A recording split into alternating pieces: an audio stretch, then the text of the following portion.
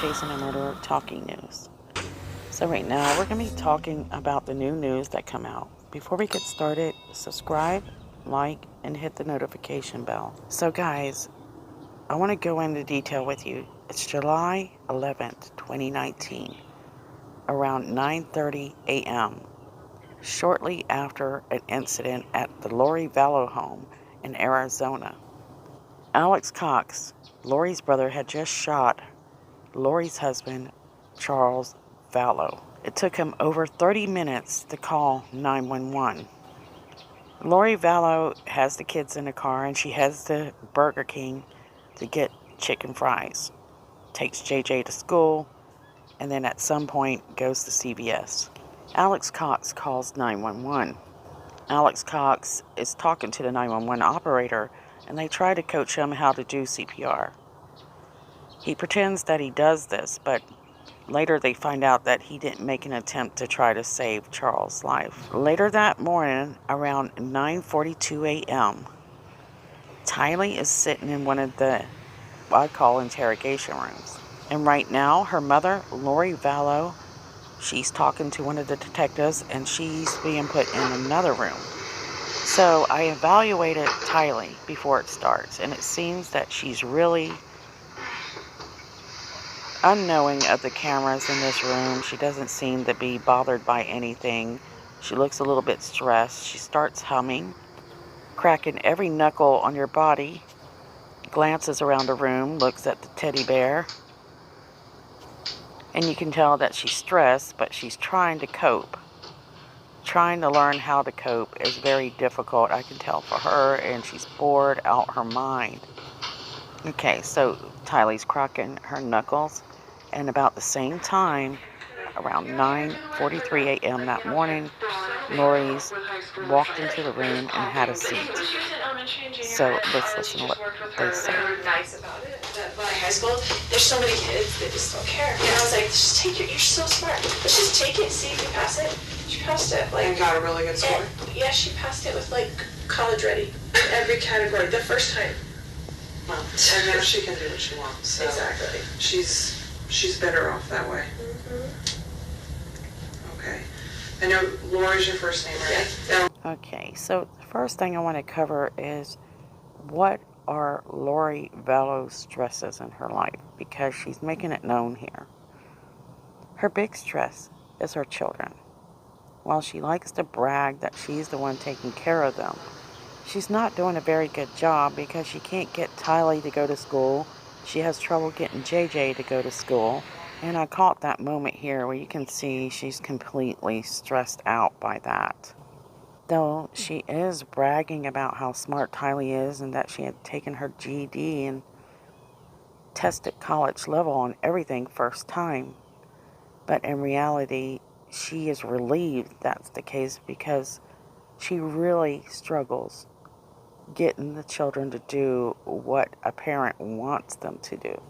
So it's important that you know that she's the one that likes to take credit for the children because Charles is always gone. Her demeanor after such a horrifying event is awful calm, and she appears to be incredibly tired. Her shoulders are completely relaxed. Everything's relaxed. She looks more bothered than anything. Okay, I know this sounds So silly. let's continue. But it's probably the easiest way to start is just to tell me what happened. And then so you can start what makes the most sense to you, and we'll just work our way through, and I'm going to ask you a bunch of questions. So the detective asked her what's her version of what happened that moment, and Lori really struggles to try to put her thoughts together for several reasons. I think because she's exhausted and she doesn't care. She's been spending her whole entire night and morning preparing to beat Adam and Charles Vallow at their game. They had plans to take Lori Vallow and have her admitted. They wanted her to be checked because they were worried about her sanity because she's been acting crazy. Lori Vallow, you can see her sitting there. She doesn't seem to be odd or strange or stand out in any odd way whatsoever. But She's been telling people that she's a god, a translated being. She's part of the 144,000, and that she can't die. She's threatened to murder Charles. And now she's sitting in the hot seat just for that reason. Charles is not here. But she will not tell this lady any of the stuff that she is talking about when she's not in this place. And that is the fact that she is a goddess, a priestess. She's in charge of casting out demons. I thought it was important to point that out. But next she's going to talk about JJ, which is the adopted son, the one that she calls a drug baby when she's not putting on a show. And so we adopted him as a baby, and so we've been raising him together. And he travels all the time for business, so he's used to just going back and forth. So he's always gone like Monday through Friday. So he came when we first moved in and brought me stuff from Houston, like a U-Haul. And then he hasn't been back. But it's all these threats on my phone all the time, you know, like whatever. Now she's saying that Charles is threatening her over the phone. And she says, whatever. She says that because she doesn't want to share the truth, or she's working around the truth. That's one thing you'll learn real quick. She doesn't want them to know the entire truth. She wants them to know what she wants them to know. But then the detective asked her, what kind of threats? And immediately she freezes up. There are really no threats. The threats are to get her help. Continue. All these things. And then he told me... What kind of threats? Just...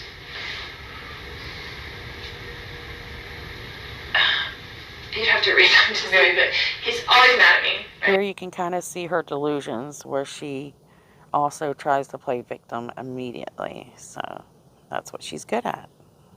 And he doesn't want a divorce, but I don't like him and don't want to deal with him, so that's just how it is.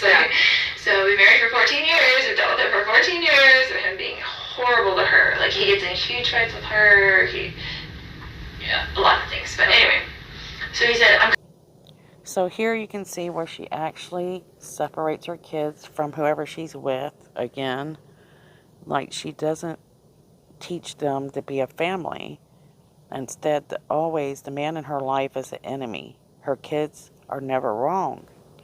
And so I think that's where a lot of the problems start between Tylee and Charles, and Colby and Charles, is they just didn't really bond with him. Lori says that they're constantly fighting while he's fighting with Tylee, but he's only home a few days a week. And she dealt with it for 14 years of him being terrible to Tylee. If he's that bad, then why did she stay with him? Now, you'll also notice that everybody that knows Tylee will tell you that she has that teenager attitude. But it's probably because the only thing that she's involved with her mom is when there's dramas going on. And most of the time, it's just her and JJ, and she's lonely. And Tylee learns from an early age that you cannot bond with anybody else but Lori, because if you do, you're going to get punished. To clarify. So I know you talked to the initial patrol officer. and he just got information. Okay. So yeah, if you can just kind of tell me kind of what happened. It sounds like some of this may have started last night or something along those lines. Right. So start when you think it makes the most sense. Okay. So,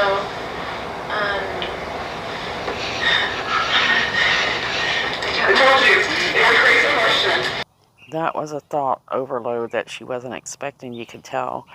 And she tells her, start where it makes sense for you. And she's like, oh my God, I'm in full control at this point.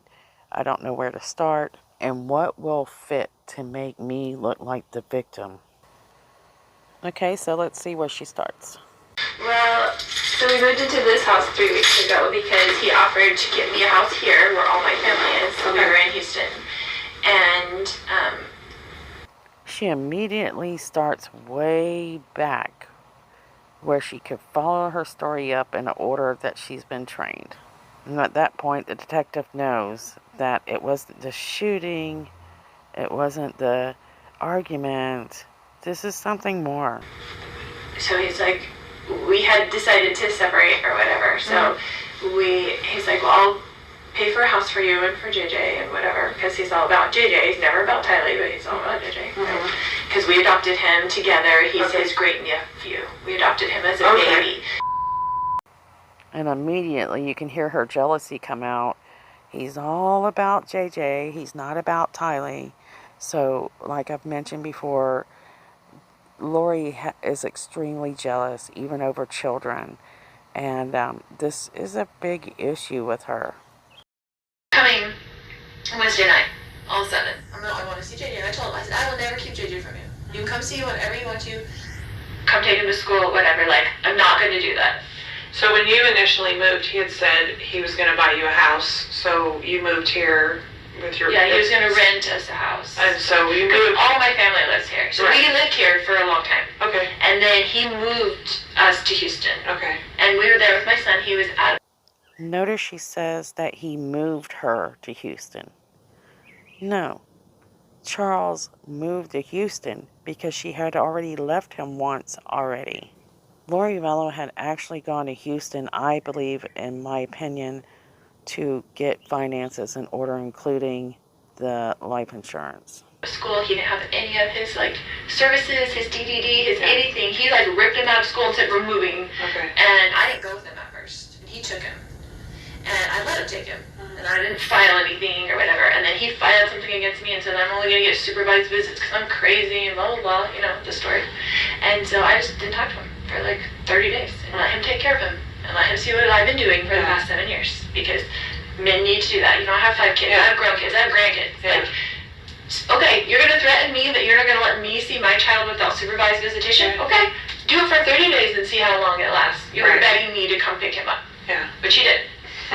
She's like, come back and whatever. So I moved in with them to Houston for the family, and Tylee went with me. We drove to Houston from here and left all our family and all his support, all my son's support, his cousins, everything.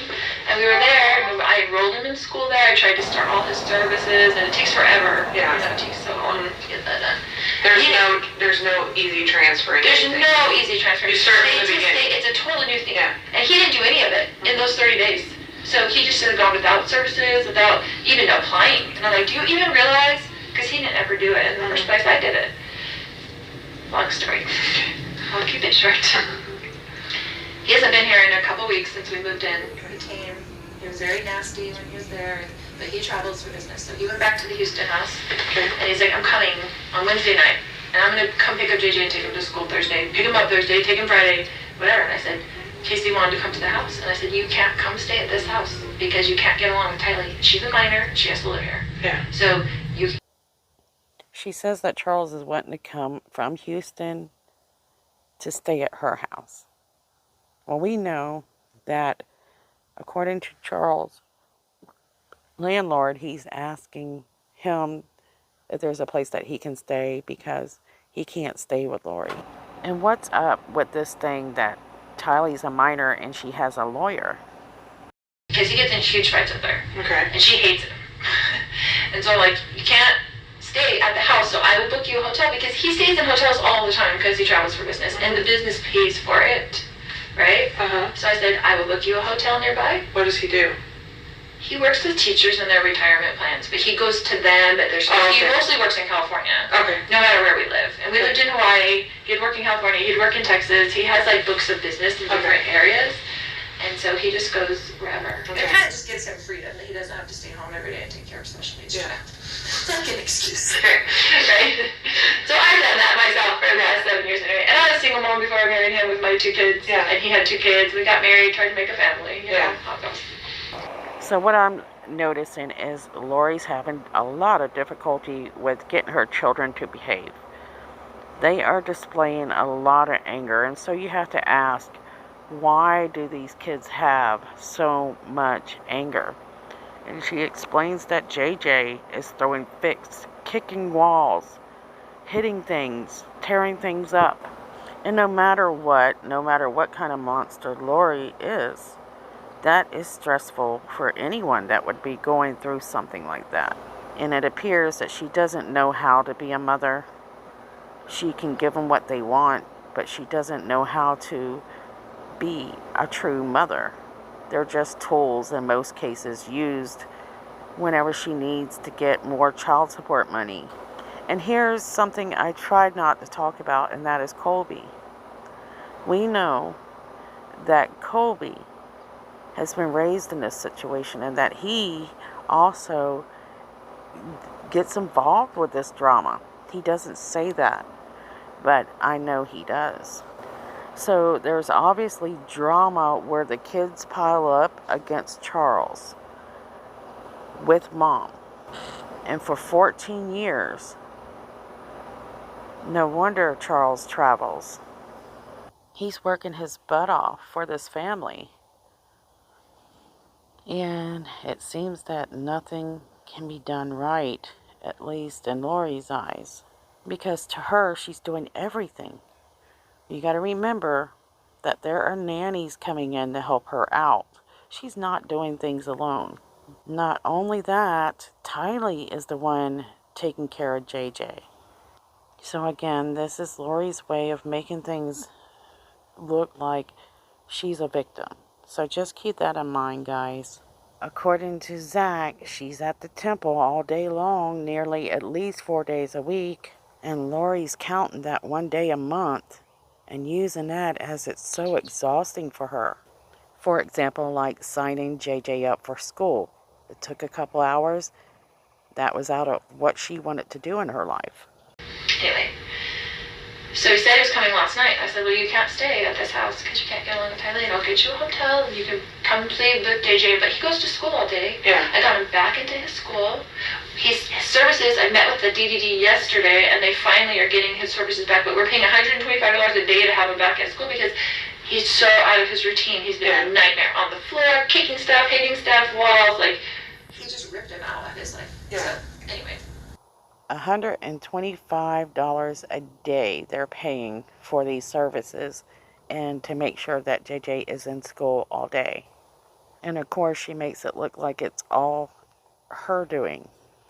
This lady doesn't know that she ran off and left this entire family without telling them where she was going, with no concern of how JJ did that entire time.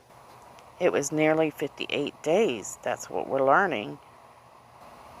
How can you just up and leave your child for 58 days? Just how he is, because he only thinks about himself. So. He says, coming to get JJ, and JJ's like, I don't want Dad, because he knows Dad took him away, so he was freaking out, right? So I didn't tell him he was even coming. Now, Lori says that JJ knows that Charles takes him away. How? Now, she just admitted that he doesn't know what's going on half the time. So she must have beat that in his head. And I wonder what she told JJ when she disappeared for 58 days. Charles is always the bad guy. And what I can tell, she teaches her kids that he is the bad guy and that she is the good guy. Like, Dad's going to come take you to school, I think. So he didn't bother me last night, which I was surprised. I was expecting kind of an ambush for him to kind of like come over or be just mean. And say, it's my house, I'm on the lease, I'm going to stay here, kind of thing. Because that's kind of his macho attitude.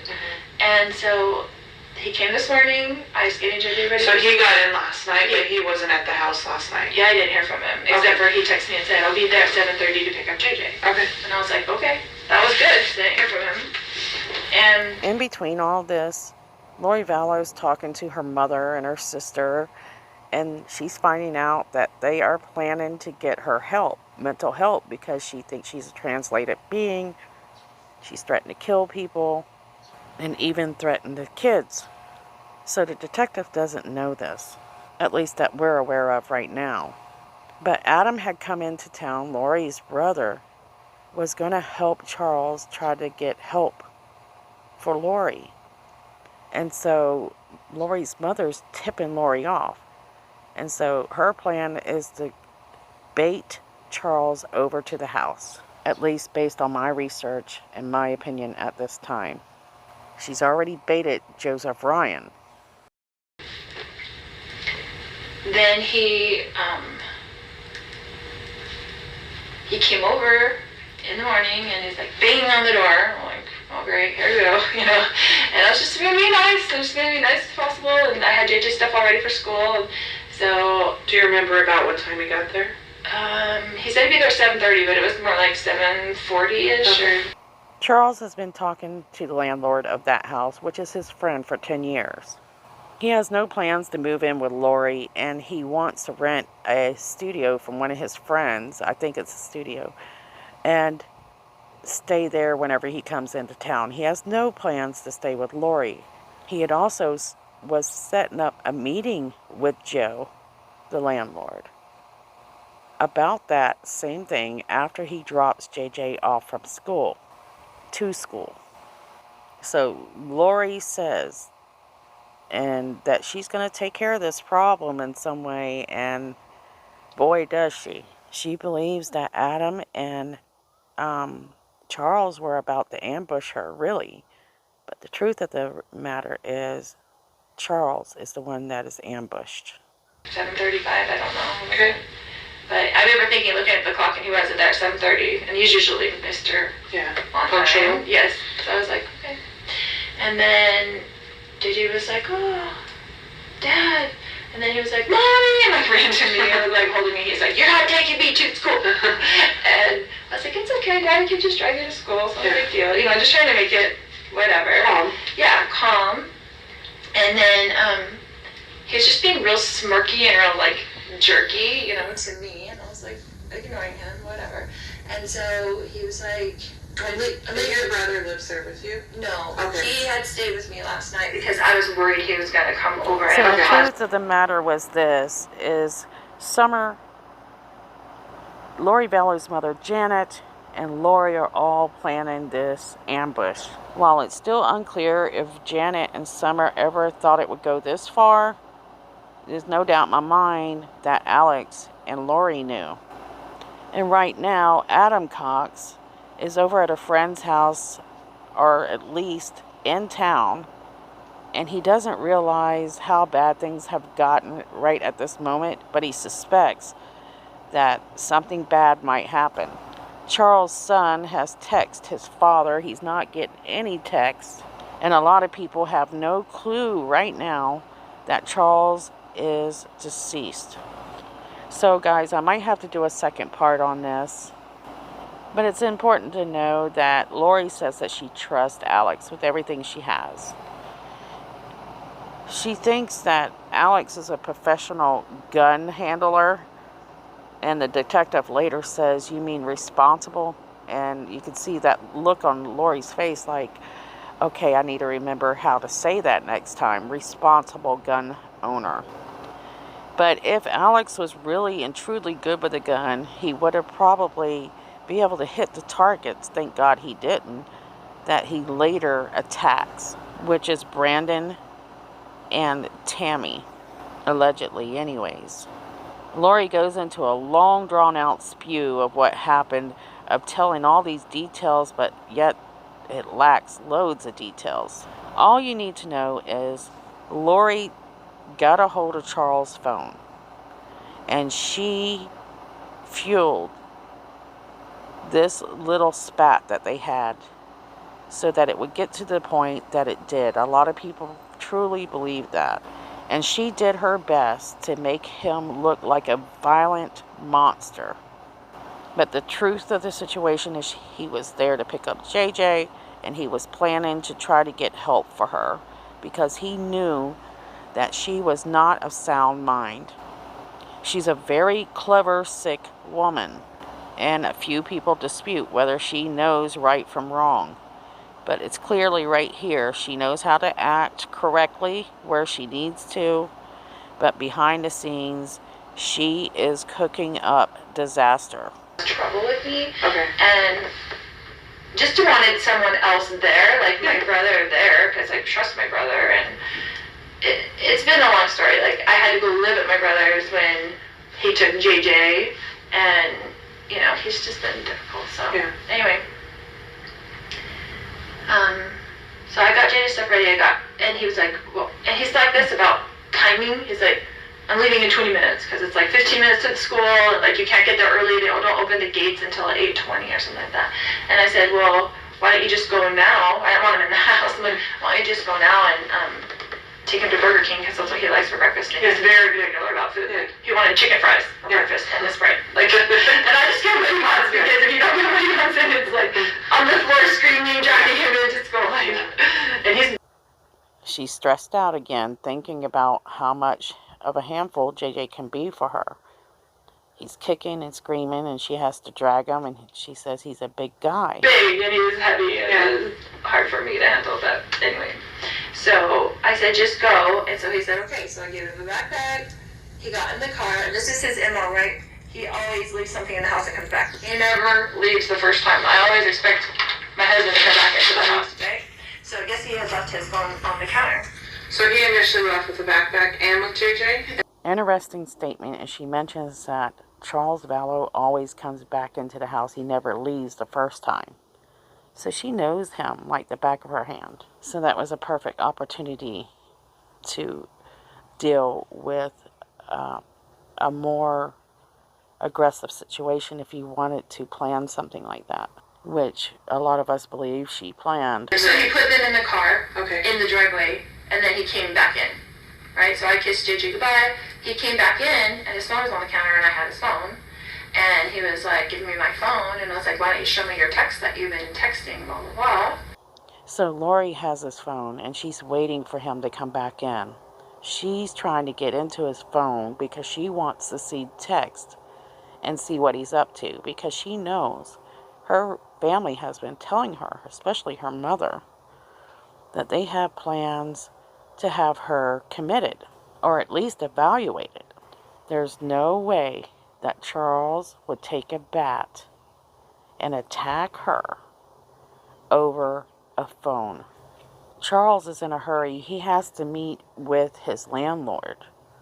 You know, whatever. Because he's like acting really weird, like he's plotting something against me. Like, I'm like, why are you even here? Like, what did you come here for? We heard that she had actually asked Charles to take him to school, and now she's asking him, why are you here? Because she suspects, she's not telling the detective, but she knows that Charles is here to have her, like I said, evaluated. He's been talking to my other brother, and my brother came into town at the same time last night, and I haven't talked to my brother in a while, my other brother, and I was like, and so he was texting him on the phone when he first got to my house, and I'm like, why are you texting Adam? Like, do you even talk to him? Like, my other brother. And, he's been telling me all these texts, like, you're going down, blah, blah, blah, blah, blah. He's blaming me for our marriage breaking up, and my niece getting divorced, and my friend getting divorced. He said, I'm a destroyer of families. So she's telling this detective somewhat the truth, but she flips things, guys. She's telling him that Charles is blaming her for everybody that's in chaos right now, and that includes their marriages, which is true. Melanie Boudreaux right now, she's having problems with her husband because she's involved with this little cult, or a cult. I don't care what anybody says, it is a cult that they were starting up together. It wasn't directly to the LDS, but they claim they were. And Lori has gotten her niece, of all people, into this horrible teachings, and has Melanie Boudreaux convinced that she is a priestess and is there to lead for the women in the LDS church. They have close friends involved, like Melanie Gibb, who gets a divorce too. Then you have Zelima, who believes that she's an all-powerful elements mover. Zelima and Lori have the power to create earthquakes at will. They have fairy darts, and they have mystical swords. Some power of light. I've still got to research that part.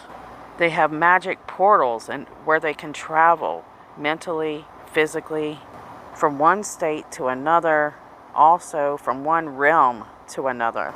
The portals are also used to destroy zombies all over the globe. And so, this woman who is deluded is sitting here acting like a normal mom who loves her children, and her husband is attacking her because she doesn't love him anymore. And Charles knew that she was capable of committing murder because Alex Cox has been more than open about the attacks on Joseph Ryan, and Charles was around during that time when they attempted to take Joseph Ryan's life with a taser gun.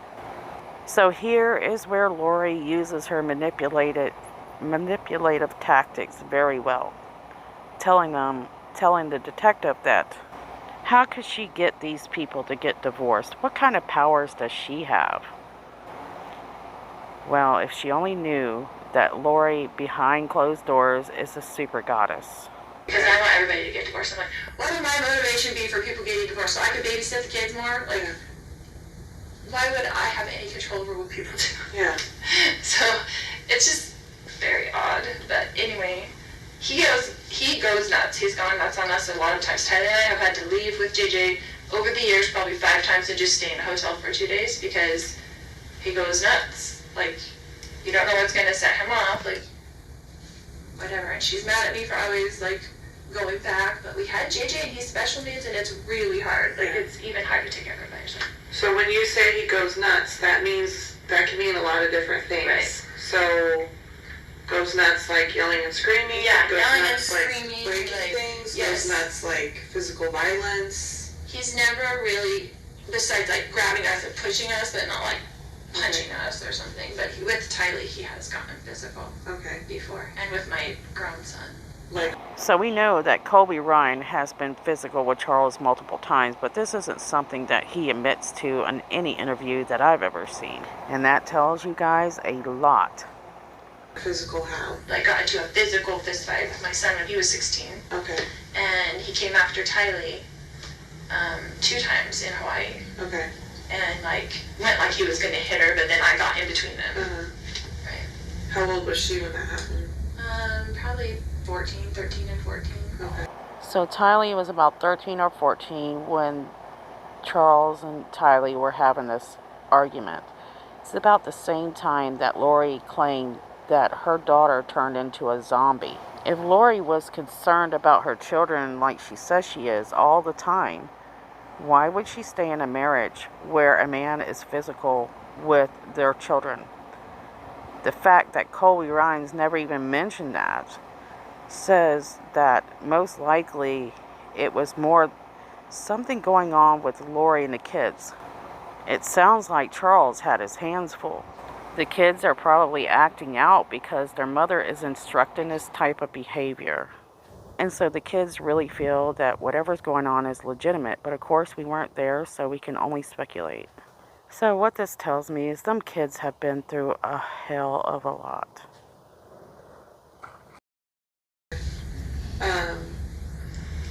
So this morning he comes back in and... He comes back in, I haven't given his phone. He was screaming at me to give him his phone. He was very worried about whatever was on his text that he did not want me to see. And so I was just holding it there, and he was screaming at me.